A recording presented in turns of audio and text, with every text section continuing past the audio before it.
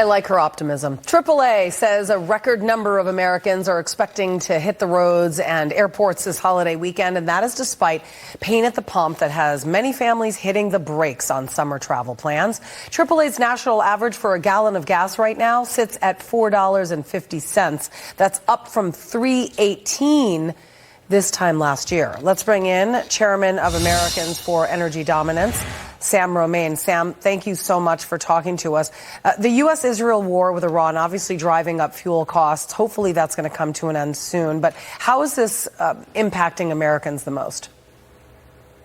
Look, we're feeling this in everything, and we're just starting the summer season with driving. And so gasoline prices certainly, but don't forget jet fuel as well, diesel prices. And when you talk about diesel, that affects everything from food to just your everyday goods.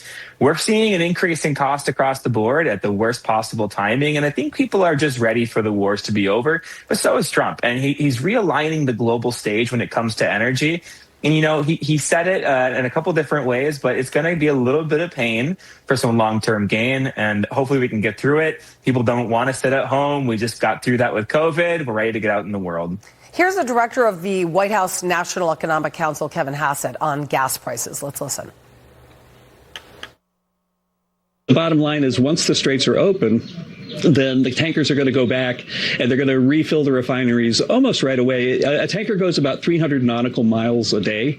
And so the places like India and Pakistan, which are close to the straits, are going to get their oil and then turn it into refined product right away. Singapore, which is one of the places where jet fuel prices are the highest, is going to get its stuff just about right away. But if you're down in New Zealand, it'll take a little bit longer. But really, like between a month and 2 months, we expect everybody to have all the oil they need at every refinery on Earth.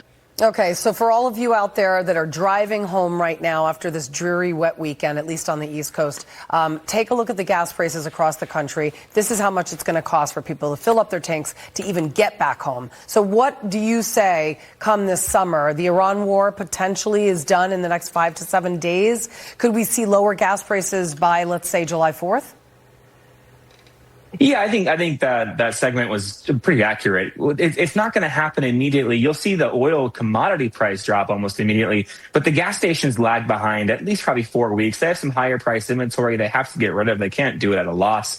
The bigger problem, though, is that we have to drill in this country more than we ever have, yes, but we're also forgetting that we need refining capacity too, right? So when we're talking about oil, we're talking about a global commodity, and we could drill every well in the Permian Basin, but we're still susceptible to this global commodity price. We need to remember that it's not just drilling, it's also building gas pipelines, seaports, and even just refining. Refining, we haven't built a new refinery since 1977. Yeah.